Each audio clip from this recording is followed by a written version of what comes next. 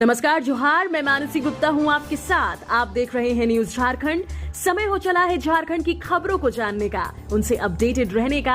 तो चलिए जानते हैं सुबह से लेकर शाम तक की झारखंड की तमाम बड़ी खबरों को। उससे पहले अगर आप न्यूज झारखंड चैनल पर नए हैं तो प्लीज चैनल को सब्सक्राइब करके बेल आइकन प्रेस कर दीजिए, जिससे आपके पास झारखंड की हर एक छोटी बड़ी खबर का अपडेट पहुंचता रहे।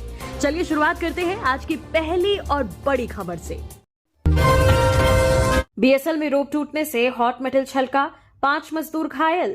बोकारो स्टील लिमिटेड की स्टील मेल्टिंग शॉप 2 में उस समय अफरा तफरी मच गई जब मेन हुक का रोप टूट गया और हॉट मेटल ले जाने वाला लैडल असंतुलित होकर टेढ़ा हो गया। इससे पिघला हुआ लोहा नीचे गिर गया, जिससे 5 ठेका मजदूर आंशिक रूप से झुलस गए।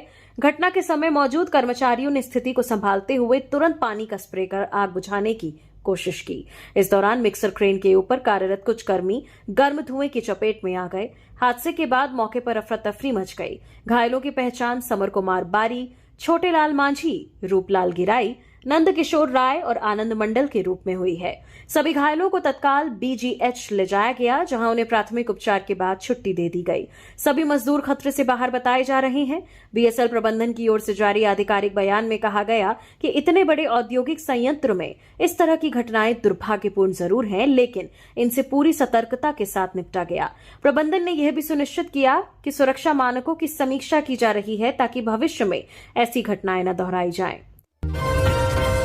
सिरमटोली रैंप विवाद में 4 जून को झारखंड बंद का ऐलान, आज निकलेगा मशाल जुलूस। सिरमटोली रैंप के विरोध में आदिवासी बचाओ मोर्चा और केंद्रीय सरना स्थल सिरमटोली बचाओ मोर्चा ने 4 जून को झारखंड बंद का ऐलान किया है। बंद से पूर्व 3 जून यानी आज शाम को रांची में मशाल जुलूस निकाला जाएगा। सिरमटोली सरना स्थल के पास से रैंप हटाने की मांग को लेकर बंद बुलाया गया है। इस संबंध में प्रेस वार्ता के जरिए दोनों संगठनों के प्रतिनिधियों ने जानकारी दी। बताया गया कि 4 जून को बंद को लेकर तैयारियां हो चुकी हैं। इस दौरान दवा दुकान, आवश्यक सेवाएं, शव यात्रा, एम्बुलेंस, हॉस्पिटल जाने वाले मरीजों को छूट रहेगी।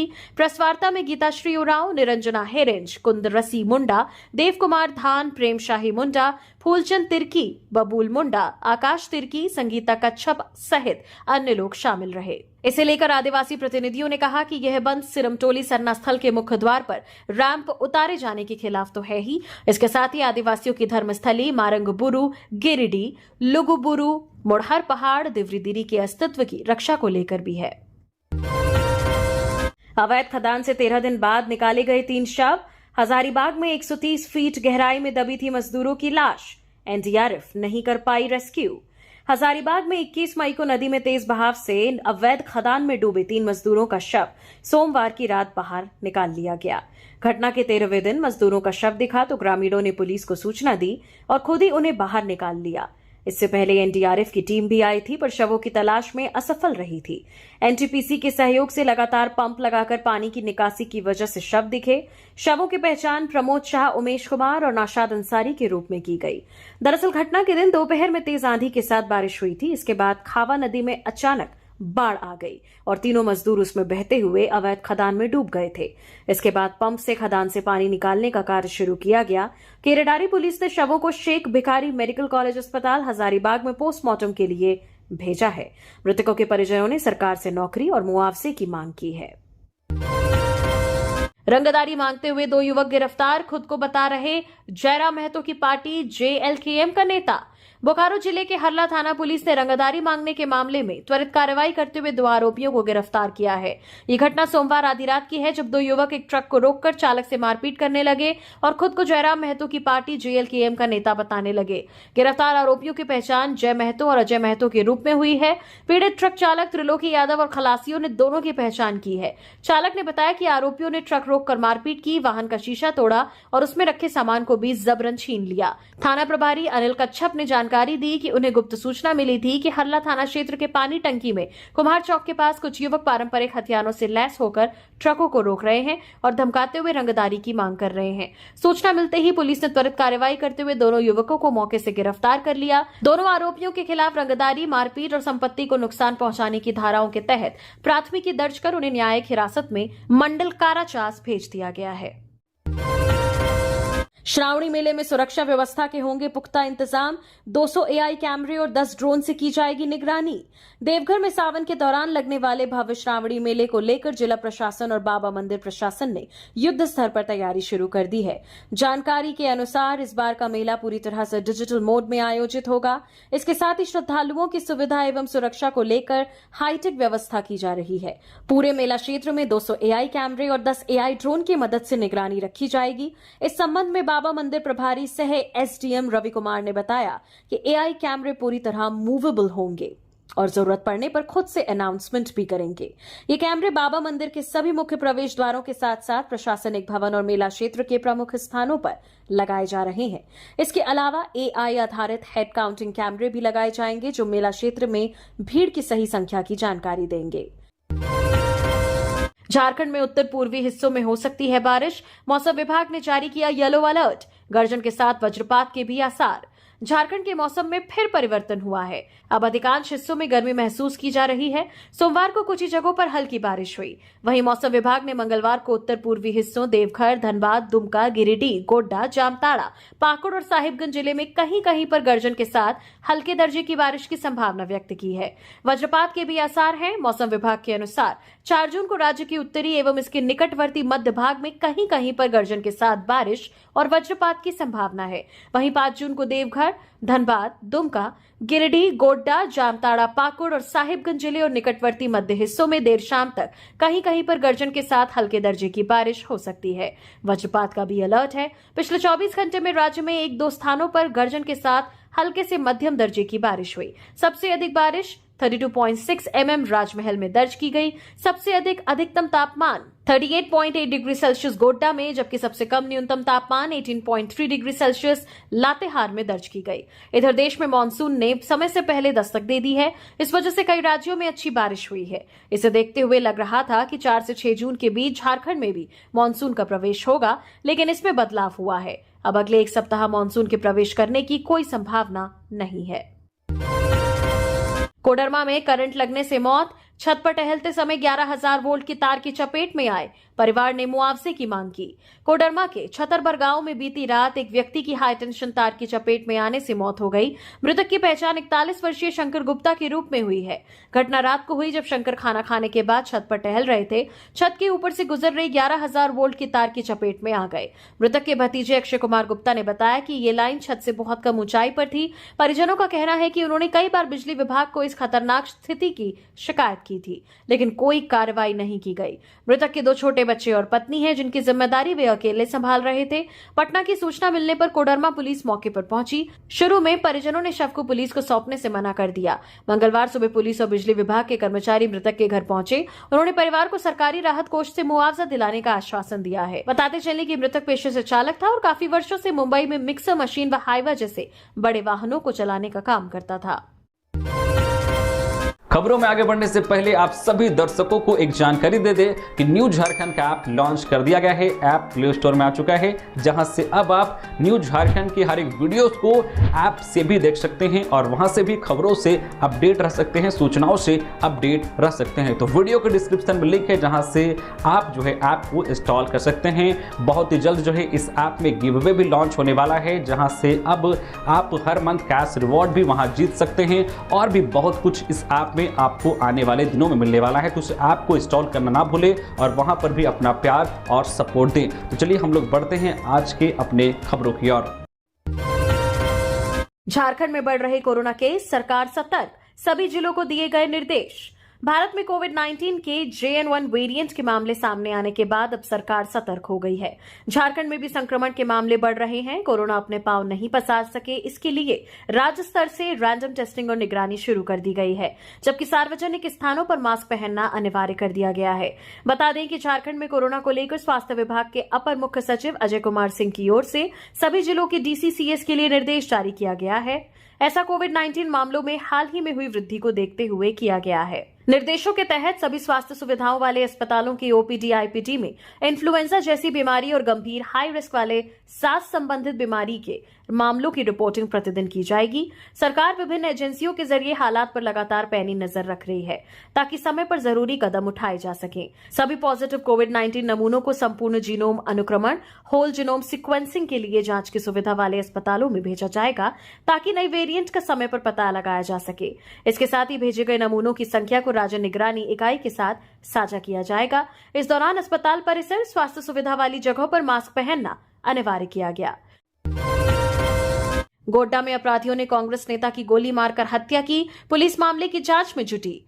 गोड्डा जिला के पौड़ैया हाट प्रखंड में कांग्रेस के पंचायत अध्यक्ष के अपराधियों ने गोली मारकर हत्या कर दी। अज्ञात अपराधियों ने सोमवार को महेंद्र टुडू, जो पूर्व मुखिया और सीएसपी संचालक भी थे, उनको गोली मारी थी। इसके बाद उन्हें गंभीर हालत में स्थानीय अस्पताल में भर्ती कराया गया। प्राथमिक उपचार के बाद उन्हें देवघर और फिर हालत में सुधार न होने पर दुर्गापुर रेफर कर दिया गया, जहां उनकी मौत हो गई। मामला पौड़ैया हाट थाना क्षेत्र के पास का है, जहां महेंद्र टुडू अपने घर के पास थे।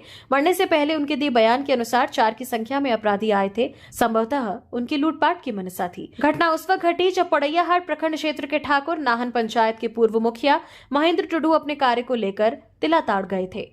तभी अज्ञात अपराधियों ने पूर्व मुखिया पर गोली चला दी। वहीं गोली लगने से पूर्व मुखिया गंभीर रूप से घायल हो गए। मुखिया को गोली मारकर अपराधी हवा में फायर करते हुए फरार हो गए। घटना की सूचना मिलने के बाद गोड्डा एसडीपीओ अशोक प्रियदर्शी व पौड़ैया हाट थाना प्रभारी दल बल के साथ वहां पहुंचे और मामले की तफ्तीश शुरू कर दी। गुमला में घर में लगी भीषण आग, एक व्यक्ति की जलकर मौत। गुमला के घाटों बगीचा निवासी राम बली मिस्त्री के घर में बीती रात आग लग गई। घटना की जानकारी मिलने पर मकान के सभी लोग किसी तरह एक एक कर बाहर निकले, लेकिन करीब 65 वर्षीय सत्यनारायण विश्वकर्मा अपने रूम में ही फंस गए। सत्यनारायण विश्वकर्मा की जलने से मौत हो गई। सुबह फायर ब्रिगेड की मदद से आग पर काबू पाया गया। हालांकि सुबह मृतक का शव घर में ही पड़ा हुआ था। आगजनी के कारण कच्चा मकान का छत और दीवार भी गिर गया है। मृतक अपने कमरे में अकेले रहता था। आगजनी की घटना में लाखों रुपये का नुकसान हुआ है। होटवार और मोहराबादी के फुटबॉल ग्राउंड को नया लुक देने की तैयारी में सरकार। रांची के 2 अहम फुटबॉल स्टेडियम को दुरुस्त करने का प्लान तय किया है। इनमें बिरसा मुंडा फुटबॉल स्टेडियम, मोरहाबादी का फुटबॉल ग्राउंड तथा बिरसा मुंडा एथलेटिक्स स्टेडियम, खेलगांव, होटवार, रांची का फुटबॉल ग्राउंड शामिल है। होटवार वाले फुटबॉल ग्राउंड के अपग्रेडेशन पर 1,82,42,000 रुपए की लागत आनी है। मोरहाबादी वाले फुटबॉल ग्राउंड के अपग्रेडेशन पर 1,55,68,400 रुपए की लागत आने की उम्मीद है। होटवार और मोहराबादी के इन फुटबॉल ग्राउंड के अपग्रेडेशन का काम कार्य आवंटन के बाद 2 माह के भीतर कराए जाने का लक्ष्य रखा गया है। स्पोर्ट्स अथॉरिटी ऑफ झारखंड ने इन दोनों फुटबॉल ग्राउंड के अपग्रेडेशन के लिए तीसरी बार टेंडर नोटिस जारी कर दिए हैं। 9 जून तक इन कार्यों के लिए बिड जमा करने की तारीख तय की है। 10 जून को बिड खोला जाएगा। चित्तरंजन में वज्रपात से युवक की मौत। टीन शेड के नीचे छिपे 5 दोस्तों पर गिरी बिजली, 3 गंभीर। क्रिकेट खेलने के दौरान हुआ हादसा। चित्तरंजन में सोमवार शाम को वज्रपात से 24 वर्षीय इंजीनियर ऋषभ विभूति की मौत हो गई। वो अपने 5 दोस्तों के साथ कर्नल सिंह पार्क के मैदान में क्रिकेट खेल रहा था। बारिश से बचने के लिए सभी एक टीन शेड के नीचे छिपे थे, तभी वज्रपात हुआ। घटना में ऋषभ के साथ विवेक कुमार, अभिनव कुमार, गौतम कुमार और के प्रणीत भी घायल हो गए। सभी को तुरंत चित्तरंजन कस्तूरबा गांधी अस्पताल ले जाया गया। चिकित्सकों ने ऋषभ को मृत घोषित कर दिया। अन्य 4 में से 3 की स्थिति गंभीर है, लेकिन सभी खतरे से बाहर हैं। ऋषभ के पिता कमल कुमार विभूति चित्तरंजन रेल इंजन कारखाना में कार्यरत हैं। उनके अमलाधी बाजार में होम्योपैथी दवा की दुकान भी है। परिवार जामताड़ा के मेहजाम किशोरी गली में रहता है। ऋषभ अपने माता पिता का इकलौता बेटा था। उसकी एक छोटी बहन है। लातेहार में महिला की गोली मारकर हत्या, खेत में मिला शव, पास में खाने के बर्तन मिले, पति पर हत्या का शक। लातेहार में सदर थाना क्षेत्र के परसही पंचायत के भगनटोला में एक महिला की सिर में गोली मारकर हत्या कर दी गई। मंगलवार सुबह महिला का शव मिला तो लोगों ने पुलिस को सूचना दी। शव के पास खाने के बर्तन मिले हैं। मृतका की पहचान 28 वर्षीय सुलेखा देवी के रूप में हुई है। वह मंगरा उरांव की पुत्री थी। मृतका का पति फिलहाल फरार है। आशंका जताई जा रही है कि सुलेखा की हत्या उसके पति ने ही की है। सुलेखा की शादी गौरीखाड़ रुचघुटा के सत्येंद्र उरांव से हुई थी। हालांकि वह अपने मायके भगनटोला में ही रहती थी। मंगलवार सुबह स्थानीय लोगों ने सुलेखा का शव उसके घर से 200 मीटर दूर एक खेत में देखा। घटनास्थल पर एक चटाई बिछी हुई थी जिस पर खाना खाने का बर्तन रखा हुआ था। सदर थाना प्रभारी सुरेंद्र कुमार महतो ने बताया कि प्रथम दृष्टया से ये पारिवारिक विवाद का मामला लग रहा है। पुलिस को पति द्वारा हत्या किए जाने की आशंका है। मृतका के 2 छोटे बच्चे हैं। पुलिस शव को पोस्टमार्टम के लिए भेज मामले की जांच शुरू कर दी है। पाकुड़ में खड़े हाईवा में लगी आग। दमकल विभाग ने समय पर पहुंचकर टाला बड़ा हादसा। टायर और केबिन में लगी थी आग। पाकुड़ नगर थाना क्षेत्र के मौलाना चौक के पास बीती रात बाईपास रोड पर एक बड़ी घटना सामने आई। यहां खड़े एक हाईवा में अचानक आग लग गई। घटना की सूचना मिलते ही आसपास के लोग मौके पर जमा हो गए। स्थानीय लोगों ने तुरंत नगर थाना और मुफस्सिल थाना की पुलिस को सूचित किया। मौके पर पहुंची पुलिस ने भीड़ को नियंत्रित किया और दमकल विभाग को सूचना दी। घटना के समय हाईवा में चालक और खलासी मौजूद नहीं थे। पहले हाईवा के केबिन से धुआं निकलना शुरू हुआ, फिर आग की लपटें चारों तरफ फैल गई। आग ने वाहन के टायरों को भी अपनी चपेट में ले लिया, जिससे टायरों से हवा निकलने लगी। दमकल विभाग की गाड़ी ने मौके पर पहुंचकर काफी मशक्कत के बाद आग पर काबू पाया। स्थानीय लोगों के अनुसार अगर दमकल की गाड़ी समय पर नहीं पहुंचती तो हाईवा के हवा टैंक में विस्फोट हो सकता था। रांची नगर निगम दे रहा होल्डिंग टैक्स पर 10% तक की छूट। अंतिम तिथि से पहले पूरा कर ले काम। राजधानी रांची के होल्डिंग धारकों के लिए एक बड़ी खुशखबरी है। दरअसल निर्धारित समय सीमा में वित्तीय वर्ष 2025-26 का होल्डिंग टैक्स का एक मुश्त भुगतान करने पर आपको 10% तक की छूट दी जाएगी। रांची नगर निगम द्वारा वित्तीय वर्ष 2025-26 के लिए होल्डिंग टैक्स भुगतान में छूट की अंतिम तिथि 30 जून 2025 निर्धारित की गई है। लोगों की सुविधा के लिए रांची नगर निगम की ओर से कर भुगतान के 3 माध्यम उपलब्ध कराए गए हैं। इसके तहत ऑनलाइन भुगतान पर 10% छूट है।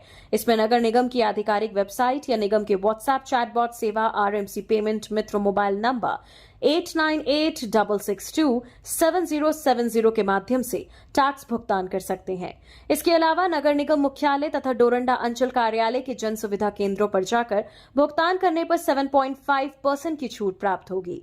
निगम द्वारा अधिकृत agency Messrs Shri publication and stationers private limited के कर संग्राहकों के माध्यम से भुगतान करने पर 5% की छूट मिलेगी। 19 जून को होगा रातू रोड एलिवेटेड कॉरिडोर का उद्घाटन। केंद्रीय मंत्री नितिन गडकरी करेंगे शुभारंभ।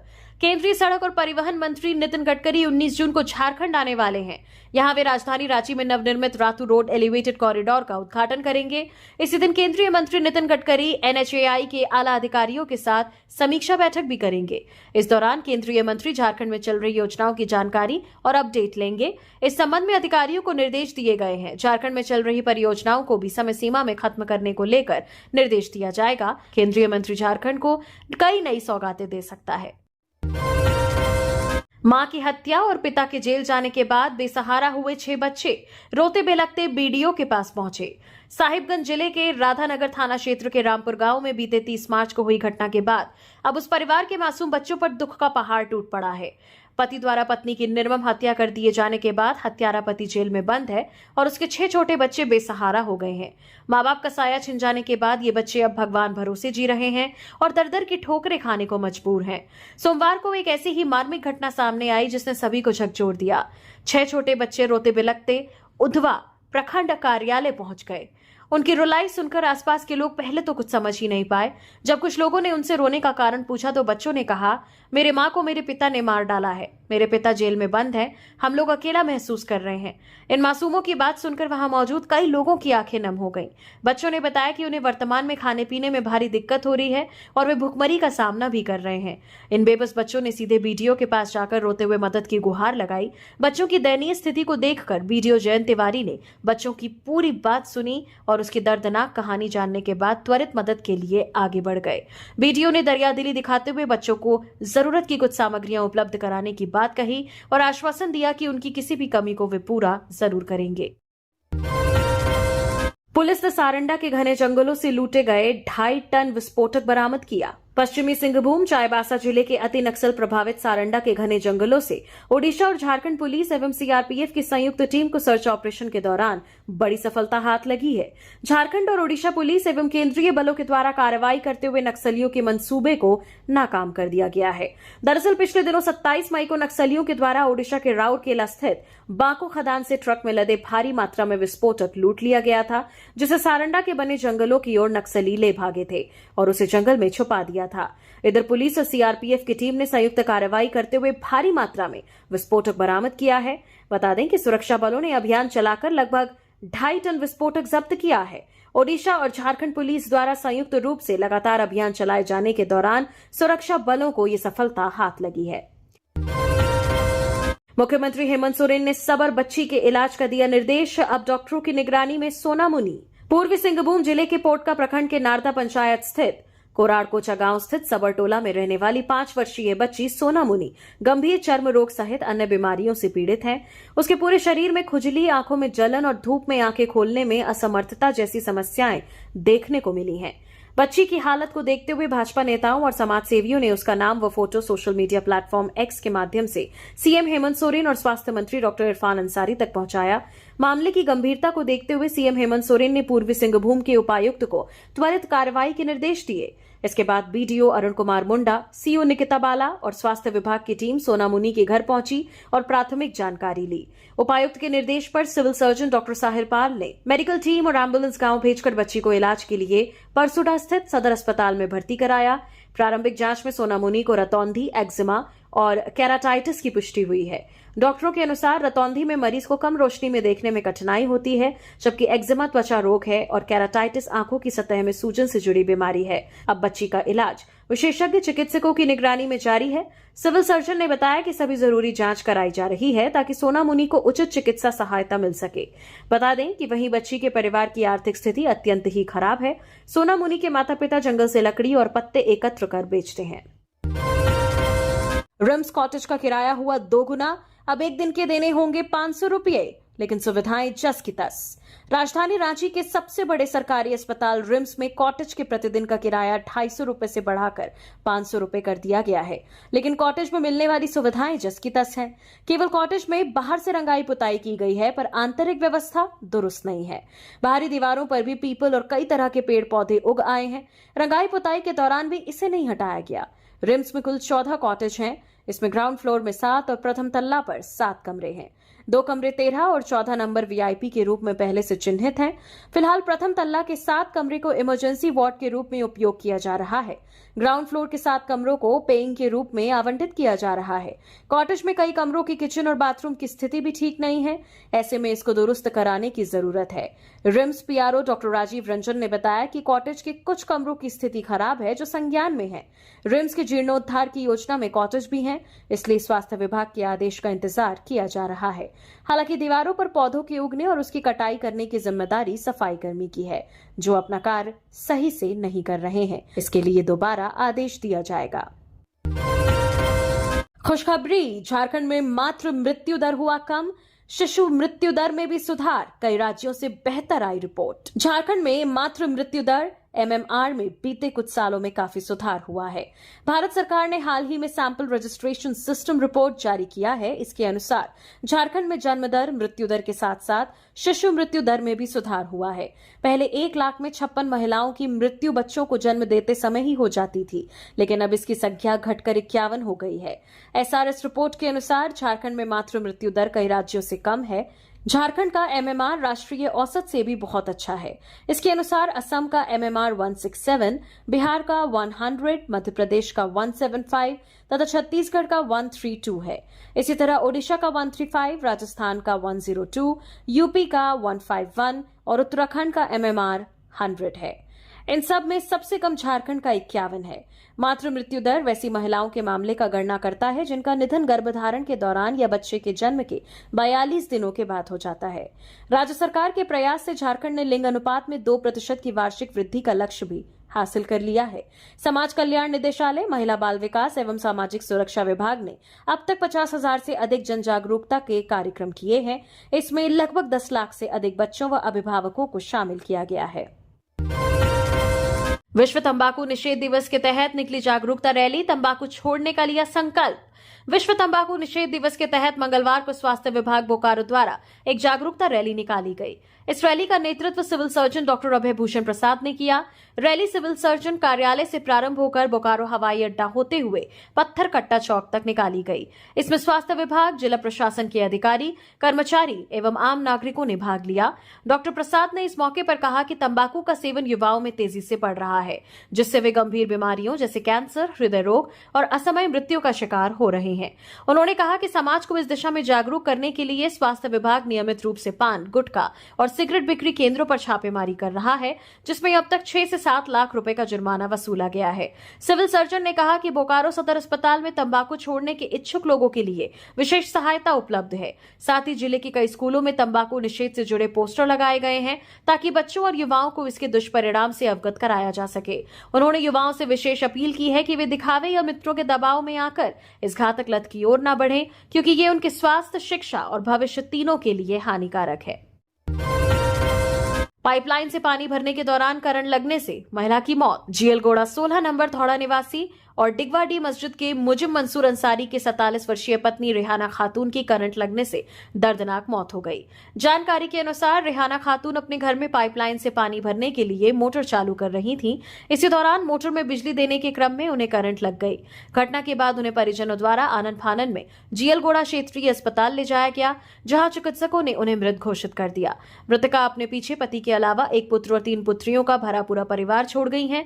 घटना से परिवार सहित पूरे मोहल्ले में शोक की लहर है। झारखंड बोर्ड 12वीं आर्ट्स का रिजल्ट कल हो सकता है जारी, यहां मिलेगा लिंक। झारखंड बोर्ड 12वीं कॉमर्स और साइंस के रिजल्ट के बाद अब आर्ट्स के छात्रों का इंतजार जल्द खत्म होगा। रिजल्ट की घोषणा ऑफिशियल वेबसाइट पर की जाएगी। यहां आप झारखंड बोर्ड 12वीं आर्ट्स का result, JAC board 12th arts result 2025 update check करने के बारे में अपडेट्स देख सकते हैं।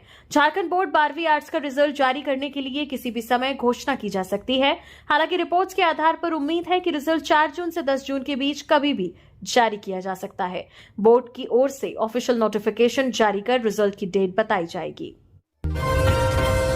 नाबालिग का अपहरण कर भागा आरोपी, पाकुड़ पुलिस ने 24 घंटे में किया गिरफ्तार। प्रेम प्रसंग का मामला। पाकुड़ जिले के माल पहाड़ी यूपी क्षेत्र में एक नाबालिग के अपहरण का मामला सामने आया है। पुलिस ने त्वरित कार्रवाई करते हुए आरोपी को गिरफ्तार कर नाबालिग को सकुशल मुक्त करा लिया है। मामले में सुंदर पहाड़ी निवासी भगन मरांडी को गिरफ्तार किया गया है। यह मामला भारतीय न्याय संहिता 2023 की धारा 137/96 के तहत 1 जून 2025 को दर्ज किया गया था। प्रारंभिक जांच में ये प्रेम प्रसंग से जुड़ा मामला प्रतीत हो रहा है। थाना प्रभारी अंशु उपाध्याय ने बताया कि मामला दर्ज होते ही पुलिस ने कई बिंदुओं पर जांच शुरू की। विभिन्न इनपुट के आधार पर आरोपी की पहचान कर उसे गिरफ्तार किया गया। नाबालिग को सुरक्षित बरामद कर लिया गया है। पुलिस अभी मामले के अन्य पहलुओं की जांच कर रही है। झारखंड में हिट एंड रन मामलों में घायलों का होगा कैशलेस इलाज। हेमंत सरकार ने लिया अहम फैसला। झारखंड में हिट एंड रन के मामलों में घायलों का कैशलेस इलाज कराने का प्रबंध किया गया है। केंद्र में पहले से ही यह योजना लागू है और अब इसी आधार पर राज्य में भी नोटिफिकेशन जारी करने की तैयारी की गई है। परिवहन विभाग ने इससे संबंधित प्रस्ताव तैयार कर लिया है। नोटिफिकेशन के साथ ही अस्पतालों का पैनल भी बन जाएगा। इस पैनल में जितने अस्पताल होंगे वहां 7 दिनों तक घायलों के रहने पर कोई खर्च मरीज अथवा परिजनों को नहीं देना होगा। पैसा सरकार देगी। कोशिश की जा रही है कि घटनास्थल के आसपास ही अस्पतालों में मरीजों को भर्ती कराया जा सके। झारखंड में हिट एंड रन मामलों में पीड़ितों को राहत देने के लिए कई तरह के प्रयास किए जा रहे हैं। सर्वप्रथम सरकार प्रक्रिया को सरल बनाने की कोशिश में लगी हुई है। घटना के साथ ही घायलों को अस्पताल पहुंचाने का प्रबंध किया जाएगा। इसके लिए घटनास्थल के आसपास के अस्पतालों का पैनल पहले से ही तैयार होगा। इन अस्पतालों में इलाज के अलावा 7 दिनों तक भर्ती रहने पर मरीजों अथवा उनके परिजनों को किसी तरह का शुल्क नहीं देना पड़ेगा। देश में कोरोना से 4 दिन में 31 मौतें, एक्टिव केस 4000 पार। महाराष्ट्र, केरल में 50% केस। दिल्ली के अस्पतालों में तैयारियां शुरू। देश में कोरोना वायरस के एक्टिव केसों की संख्या 4026 पहुंच गई है। इनमें से 50% मामले केरल और महाराष्ट्र में है। केरल में सबसे ज्यादा 1416 एक्टिव केस हैं। वहीं महाराष्ट्र से 494 मामले सामने आए हैं। अब तक देश भर में 2700 मरीज ठीक भी हुए हैं। कोरोना से अब तक 38 मौतें हो चुकी हैं। इनमें से 31 की मौत बीते 4 दिन में हुई है। महाराष्ट्र में सोमवार को एक 70 साल और एक 73 साल की महिला की जान चली गई। राज्य में सबसे ज्यादा 10 मौतें हुई हैं। 24 घंटे में में केरल, तमिलनाडु, पश्चिम बंगाल और गुजरात में भी एक एक मौत हुई है। लगातार बढ़ते केसों के बीच दिल्ली के आरएमएल, सफदरजंग समेत अन्य अस्पतालों ने तैयारी शुरू कर दी है। हालांकि डॉक्टरों का कहना है कि कोरोना के मामले बढ़ना कोई चिंता की बात नहीं है। किसी भी मरीज को कोई गंभीर समस्या नहीं हो रही है, सभी में सामान्य लक्षण है। आरएमएल अस्पताल में 9 बेड का आइसोलेशन वार्ड तैयार किया गया है। असम में बाढ़ बारिश से 11 मौतें, बिहार में आंधी तूफान से 7 की जान गई। एमपी, राजस्थान समेत 20 राज्यों में बारिश का अलर्ट। देश के पूर्वोत्तर राज्यों में 29 मई को मानसून ने दस्तक दी थी। 5 दिन बीतने के बाद भी मानसून वहीं ठहरा हुआ है। इसके चलते मणिपुर, असम, अरुणाचल प्रदेश, त्रिपुरा, मेघालय, मिजोरम और सिक्किम में तेज बारिश हो रही है। आज एमपी, राजस्थान समेत 20 राज्यों में बारिश का अलर्ट है। असम में 22 जिलों के 1254 गांव के 5,35,000 से ज्यादा लोग बाढ़ से प्रभावित हैं। बाढ़ लैंडस्लाइड में अब तक 11 लोगों की मौत हुई है। 15 नदियां उफान पर हैं। सड़क, रेल और बोट सर्विस प्रभावित हैं। कुल 165 राहत शिविरों में 31,212 लोग ठहराए गए हैं। उत्तरी सिक्किम के लाचेंग, चुंगथांग कस्बों में लैंडस्लाइड के कारण फंसे 1678 टूरिस्ट रेस्क्यू किए गए। 100 से ज्यादा अभी भी यहां फंसे हैं। मंगन जिले में बाढ़ को आपदा घोषित किया गया है। 31 मई की शाम जिले के छातेन में मिलिट्री कैंप पर लैंडस्लाइड में 3 जवानों की मौत हुई थी। लापता 6 जवानों की तलाश जारी है। इधर बिहार के सीवान में सोमवार को आंधी बारिश के बाद दीवार पेड़ गिरने से अलग अलग इलाकों में 2 महिलाओं समेत 7 लोगों की मौत हो गई। जयपुर में भी दीवार गिरने से एक महिला की जान चली गई। वहीं मध्य प्रदेश के 38 जिलों में आज आंधी बारिश का अलर्ट है।